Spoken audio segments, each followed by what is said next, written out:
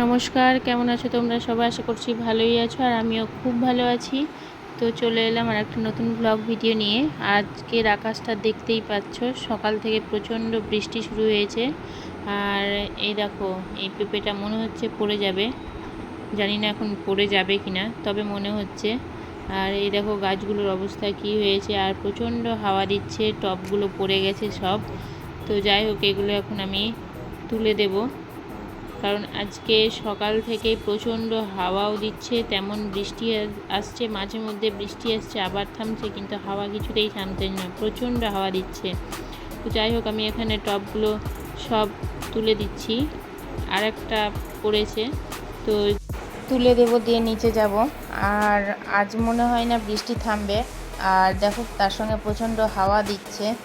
তো যাই হোক, এই দেখো এই টবটা এখন আমি তুলে নিয়ে নিচে যাব, কারণ নিচে আমার বর তাল এনেছে, সেই তালটা বলেছে তাল বড়া খাবে, তো তারই এখন ব্যবস্থা করব। তো চলো নিচে যাই। তো আমি নিচে চলে এসেছি, আর এই দেখো এখানে তালটা ছাড়িয়ে জল দিয়ে মেখে নিচ্ছি, কারণ এটা একটু শক্ত ছিল। তো যেভাবে আমি শিখেছি সেইভাবেই করছি, কারণ আমাকে শিখিয়ে দেওয়া হয়েছিল যদি তাল একটু শক্ত থাকে তো একটু জল দিয়ে ওটাকে নরম করে নিতে। তো আমি জল দিয়ে নরম করে নিচ্ছি, আর মোটামুটিভাবে নরম হয়ে গেছে, আর একটু করলেই হবে। আর তালটা বেশ বড় ছিল, তো যার কারণে আমি একটা বড় গামলা নিয়েছি যাতে নিচে না না পড়ে। আর এই দেখো তালটা বেশ নরম হয়ে গেছে, আর এখন আমি এই প্লাস্টিকের ঝুড়িতে ঘষে নেব। তো যাই হোক, আমি এতেই ঘষি, কারণ অনেকেই ব্যবহার করে তাল ঘষা মই, তা আমি ওটাতে খুব একটা পারি না। আমার বাড়িতে অবশ্য আছে, আমার শাশুড়ি মা যখন বেঁচে ছিলেন তখন উনি ইউজ করতেন। তো আমি যেহেতু ওটাতে আর করতে পারি না বলে ওটা এখন রাখাই আছে, আর আমি এক্সট্রা করে এই ঝুড়িটা নিয়েছি। আর এই ঝুড়িতেই আমার তাল ঘষাটা সুবিধা হয়, এতে এক্সট্রা যে তালের যে সুতোগুলো আছে সেইগুলো বেরিয়ে আসে না, আর ওতে বেশ পরিষ্কার হয়ে যায়। তো তোমাদের সাথে কথা বলতে বলতে এখানে ব্যাটার রেডি করে ফেলেছি। এখানে দিয়েছি সুজি, চিনি, আর পরে আমি দিয়েছি কাজু কিশমিশ, আর তাতে একটু নারকেল কোড়াও দিয়েছি। তো যাই হোক, আমি ওটা ভিডিও করতে ভুলে গেছি। তো মোটামুটিভাবে রেডি হয়ে গেছে, আর এটাকে ফেটে আমি রেখে দিয়েছি, আর বড় বাটি থেকে একটা ছোট বাটিতে রেখে দিয়েছি, আর এইটা আমি ভিজাতে দিয়ে দিয়েছি যে পরে ধুবো। তো এখন আমি এগুলোকে ভেজে নেব। তার আগে আমার মেয়ে এই বড়াটা খেতে ভালোবাসে, কারণ এটা সাইজ ওর কাছে খুবই পছন্দের সাইজ।